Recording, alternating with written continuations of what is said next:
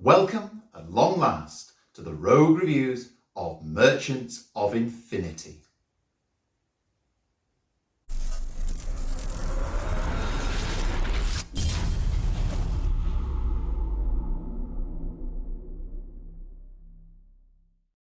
This is a fantastic sci-fi themed game of worker placement, resource management, set collecting, all sorts. Now this is set on a fractal space station called Mandelbrot in the heart of fractal space. The idea is you play an influential merchant who is sending out their traders into the techno bazaar in order to be able to score the best combination of points each turn, make profit, make platinum. That's the way the game plays. So in the way that you basically win is by getting the best combination of goods, of contracts, of bonus points in order to basically outsmart the other players and come ahead at the end of the game.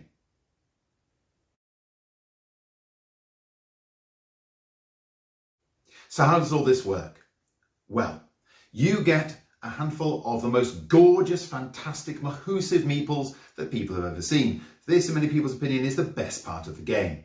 These gorgeous meeples are placed out on the station. You can put them on the Techno Bazaar where there are 10 different resources that you can collect in different combinations to score points. How, you ask? Well, there is the market. The market value changes each turn. So on one turn, for example, exotic beasts might be worth 3, but on the next turn, they're worth 10. So in other words, don't sell them off this turn, but next turn, they're the ones to collect, for example.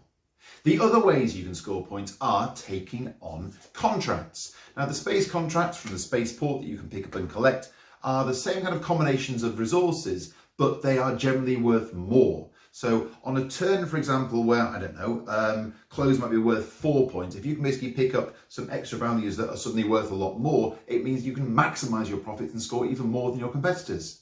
This is good. How else can you get points? Well, at the Vortex Bar, kind of the Moss Isley canteen of the place, there are lots of shady deals going down, lots of suspicious characters gathering. They can give you kind of side quests, side plots to do. Usually they revolve around having the right person in the right place at the right time. However, these don't use up your meeple resources. So these are strictly bonus points on top of everything else. For example, I would need to have somebody in the Jewels district on this turn to score 6 bonus points. I can then go on to use my Jewels merchant here, either to basically sell them for some market value or put them in terms of an order. It's just pure bonus points. That's great. What else can you do? If you go for a combination and miss out on what you want, you can just go to the Steam Lab at the heart of the station and basically make a combination of your goods, roll the dice, multiply them together and sell the resuming mad item off to some space tourists for a handful of cash. In other words, every single turn you can score points. That's a big, massive part of this game. So everyone is basically moving forward, but depending upon your strategy, both in the present term and thinking ahead, you can really get an outburst on your opponents. Now, this is good because it keeps the game fresh. In terms of what other components make this kind of unique, there are, as I said, fractal space elements. So if you observe reality, you change reality. The way this really means is that every single turn, there are different events that affect the space station as if you're traveling to another fractal universe. For example, in this world, there is no Steam Lab. In this world, there are no souvenirs. So what you would do is you would kind of place an unavailable marker over the actual souvenir value and you couldn't score those this turn.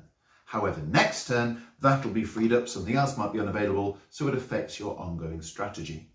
You've kind of got to be a little bit reactionary to be able to get the most of that, but a lot of what you play can be kind of future-proof depending on how good your strategy is. What else can you do? There are station spaces. The station spaces are kind of specifically worker placement effects, which gives you either bonus points, additional cards, make things more advantageous, get good combinations going. They're great. These can only hold 1 person per turn. These can hold 3 people per turn. And the spaceports and the Vortex Bar can have loads of people. So this kind of tells you where the points are.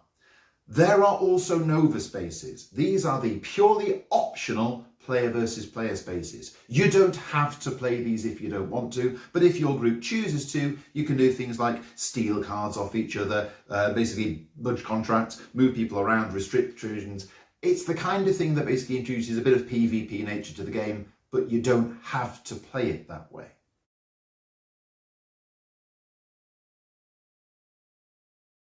So what else is unique about Merchants of Infinity? Well, other than the absolutely gorgeous meeples, one thing that I tried to play around with is the idea of turn order.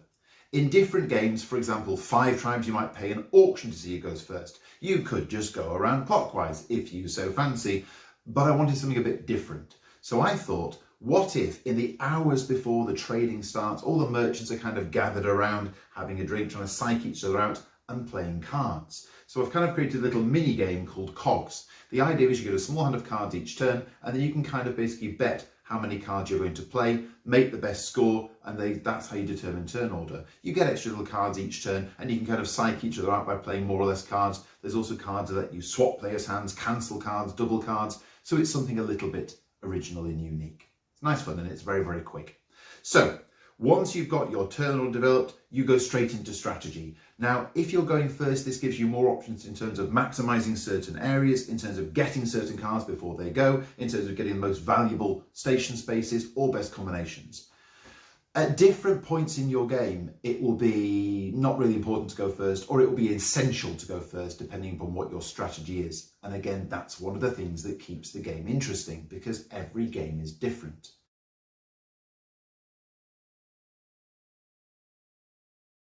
Let's have a close look at the game component, shall we? The meeples are, quite frankly, utterly gorgeous. The cards are fantastically detailed and lovingly coloured. The box art is absolutely brilliant, really kind of evokes the theme of being stuck on a space station, trying to find the best way through and find your adventure and make your fortune. In terms of the final version heading towards Kickstarter and beyond, there's different add-ons. For example, the money value can be either 1, 5, 25 base 5, or in terms of the final game 125. While there are additional add-on expansion packs that you can add on to the game, for example, that put in extra docking spaces, which give different space stations or things that come a-calling. In other words, an extra action space where you can go. You could basically pick up some extra special resources to collect, or special more expensive ship orders. You can do special effects to gain extra sort of mutable, changeable resources. There's different options there. The point is that you can play this game very simply, or you can play this game more complicatedly, and depending how much you put into the game, there'll be a whole lot more to come out of it.